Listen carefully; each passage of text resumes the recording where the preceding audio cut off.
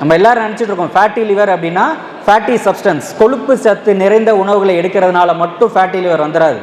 நீங்கள் அளவுக்கு மீறி எடுக்கக்கூடிய மாவுச்சத்து, கார்போஹைட்ரேட் அதிகமாக எடுத்தீங்கனாலும் அந்த கூடுதல் கலோரி கொழுப்பாகத்தான் கல்லீரல் போய் படியும்.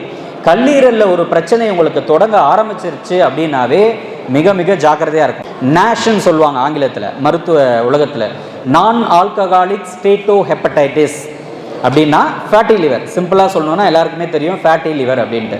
இந்த ஃபேட்டி லிவர் யாருக்கு வந்துட்டு இருந்தது அப்படின்னா மது பழக்கம் இருக்கவங்களுக்கு தான் ஃபேட்டி லிவர் வரும். அது வந்து ஆஷ், ஆல்கஹாலிக் ஸ்டேட்டோ ஹெப்படைட்டிஸ்.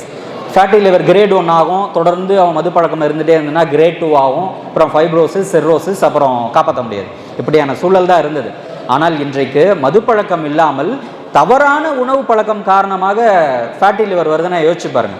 நிறைய இளைஞர்களுக்கு வேறு ஏதாவது ஒரு காரணத்துக்காக ஸ்கேன் எடுத்து பார்க்குறோன்னு வைங்களேன், அப்டமன் வயிற்று பகுதியில் இருக்க யூரினரி கால்குலை இருக்கா, அதாவது கல் இருக்கா, சிறுநீரக கல் இருக்கா அப்படின்னு பார்க்கும் பொழுது பெரும்பாலானோருக்கு ஃபேட்டி லிவர் இருக்குது, கிரேட் 1. நீங்களே இந்த விஷயமும் உங்களுக்கு தெரிஞ்சிருக்கலாம்.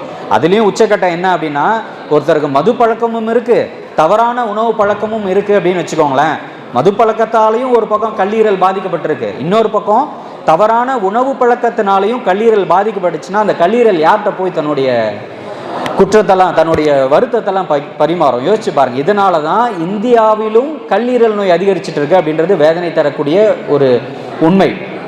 மேலை நாடுகள்ல இருந்து இதை பற்றிலாம் பேசின காலம் மாறிடுச்சு. இப்போ நம்முடைய பகுதியில், இந்தியாவில், தமிழகத்திலும் இது போன்ற தொற்றா நோய்கள் மிகப்பெரிய அளவில் வந்துட்டு இருக்கு அப்படின்றது ரொம்ப ரொம்ப அச்சப்பட வேண்டிய சூழல். இதில் ஒரே ஒரு சமாதானம் என்னென்னா, இந்த கல்லீரலில் கொழுப்பு படியக்கூடிய ஃபேட்டி லிவர் பிரச்சனை திரும்பவும் நம்ம ஆரோக்கியமான உணவில் பின்பற்றினோம்னா நார்மலுக்கு வந்துடும். ஸோ அந்த வகையில் உங்களுக்கு யாருக்கா இந்த சிக்கல் இருக்குது அப்படின்னா கொஞ்சம் உணவியலில் திருத்தங்களை மேற்கொண்டு இந்த விஷயத்தை நம்ம மாற்றிக்கணும் அப்படின்றது தான் நம்ம மனதில் நிலைநிறுத்திக் கொள்ள வேண்டிய மிக மிக அத்தியாவசியமான ஒரு விஷயம்.